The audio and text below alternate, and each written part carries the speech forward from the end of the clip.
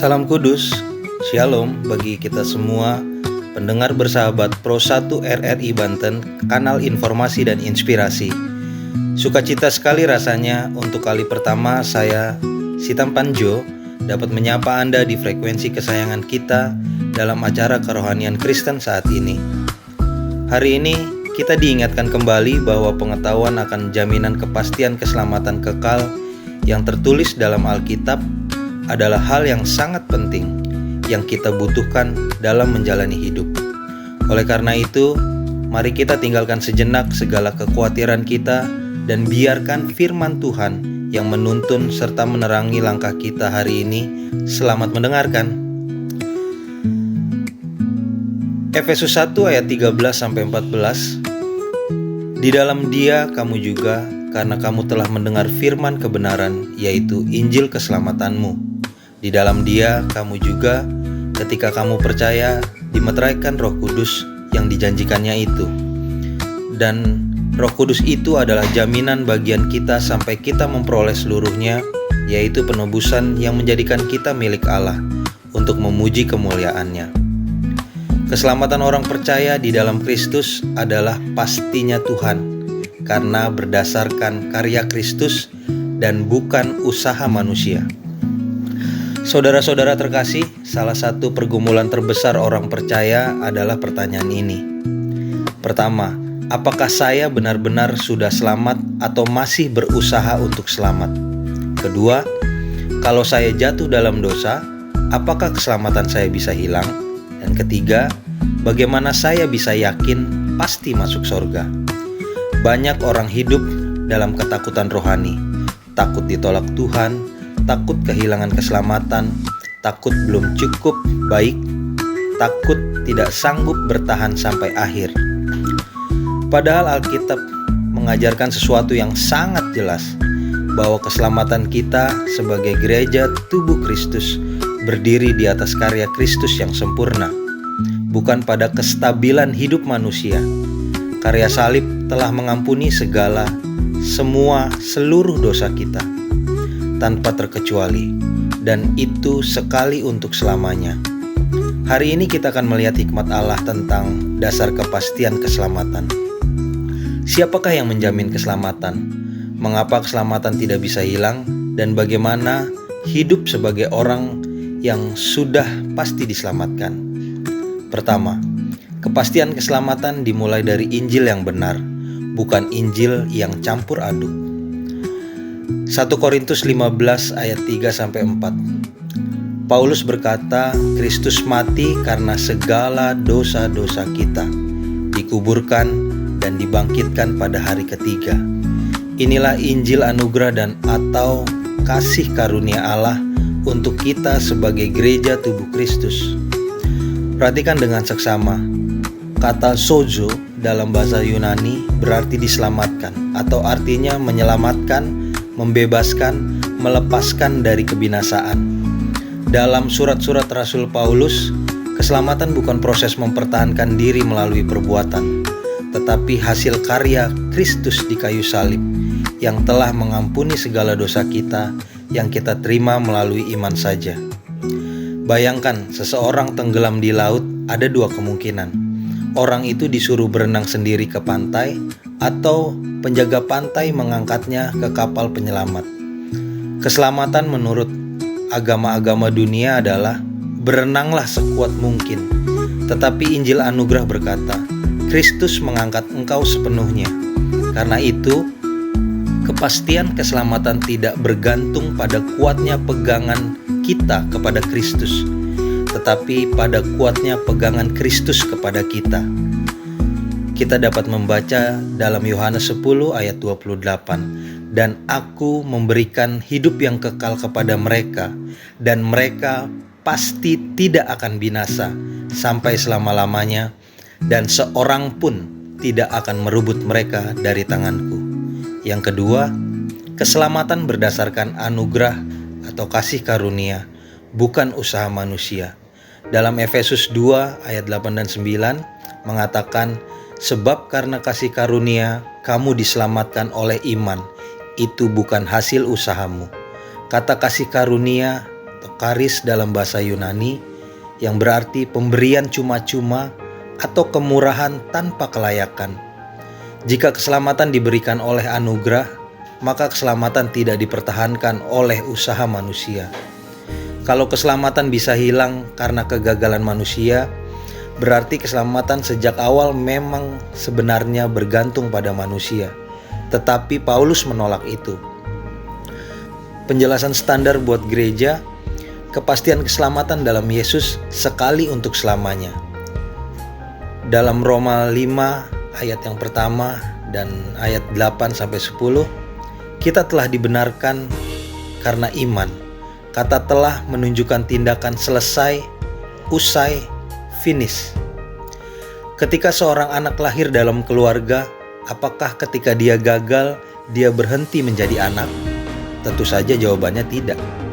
Persekutuan bisa rusak, tetapi hubungan kelahiran tetap ada. Demikian juga orang percaya, bisa saja jatuh. Tentu saja bukan berarti boleh loh ya. Bisa saja didisiplinkan oleh Tuhan, tetapi tidak dihukum ke neraka. Bisa kehilangan upah, tetapi tidak kehilangan status kudus di dalam Kristus. Yang ketiga, Roh Kudus adalah meterai keselamatan. Efesus 1 ayat 13-14 tadi mengatakan, kamu dimeteraikan dengan Roh Kudus. Dalam bahasa Yunani, sprazigizo, artinya diberi meterai resmi, tanda kepemilikan, jaminan keamanan. Pada zaman Romawi, meterai raja berarti sah, terlindungi, tidak boleh diganggu. Paulus berkata, orang percaya dimeteraikan oleh Roh Kudus, bukan oleh emosi, bukan oleh pengalaman mistik, bukan oleh kemampuan hidup suci, tetapi Roh Kudus sendiri. Bayangkan sebuah dokumen kerajaan yang diberi cap resmi raja. Siapa yang berani membatalkannya? Kalau manusia yang menyelamatkan kita, manusia bisa membatalkan. Tetapi jika Allah yang memeteraikan, siapa yang bisa membuka meterai itu? Keempat, Kristus menyelesaikan pekerjaan keselamatan dengan sempurna. Dalam Ibrani 10 ayat 10 dan ayat 14, sebab oleh satu korban saja ia telah menyempurnakan untuk selama-lamanya mereka yang ia kuduskan. Salib Kristus sudah cukup, tidak perlu ditambah oleh usaha manusia. Ketika Yesus berkata sudah selesai, tetelestai, artinya lunas, dibayar penuh, selesai sempurna. Keselamatan kita bukan cicilan rohani, karena Kristus sudah membayar penuh. Bayangkan seseorang memiliki hutang miliaran, lalu ada orang kaya datang dan melunasi seluruh hutang itu. Setelah lunas, bank tidak boleh menagih lagi. Mengapa? Karena pembayarannya sudah sempurna. Demikian juga dosa kita, masa lalu, sekarang, dan masa yang akan datang, itu semua telah ditanggung Kristus pada kayu salib. Kelima, orang percaya masih bisa jatuh dalam dosa. Ini perlu keseimbangan Alkitabiah. Kepastian keselamatan bukanlah izin untuk hidup sembarangan. Paulus menjawab tegas tuduhan ini dalam Roma pasal 6 ayat 1 dan 2. Bolehkah kita bertekun dalam dosa? Jawabnya sekali-kali tidak. Orang percaya masih memiliki natur dosa, tetapi status rohani kita adalah kudus di dalam Kristus Yesus. Masih bisa gagal, tetapi sekarang memiliki identitas baru di dalam Kristus. Orang kudus, orang-orang pilihan, orang-orang yang disendirikan. Perbedaan penting, orang tidak selamat berbuat baik supaya diterima Allah. Orang percaya hidup benar karena sudah diterima Allah. Urutannya berbeda. Pohon apel tidak menjadi pohon apel karena menghasilkan apel. Ia menghasilkan apel karena memang sudah dasarnya pohon apel. Demikian juga perbuatan baik, bukan penyebab keselamatan, tetapi buah dari keselamatan. Kemudian yang keenam, apa yang terjadi jika orang percaya jatuh? Dalam 1 Korintus 3 ayat 15 Paulus berkata, ia sendiri akan diselamatkan tetapi seperti dari dalam api. Ada kehilangan upah, tetapi bukan kehilangan keselamatan. Tuhan bisa mendisiplinkan, menegur, bahkan menghajar anaknya, tetapi tidak membuang anggota tubuh Kristus. Yang ketujuh, dasar terbesar kepastian keselamatan dalam Roma 8 ayat 38 sampai 39, tidak ada sesuatu pun yang dapat memisahkan kita dari kasih Allah. Perhatikan, bukan malaikat, bukan maut, bukan kuasa-kuasa di udara, bukan masa depan, bukan ciptaan apapun.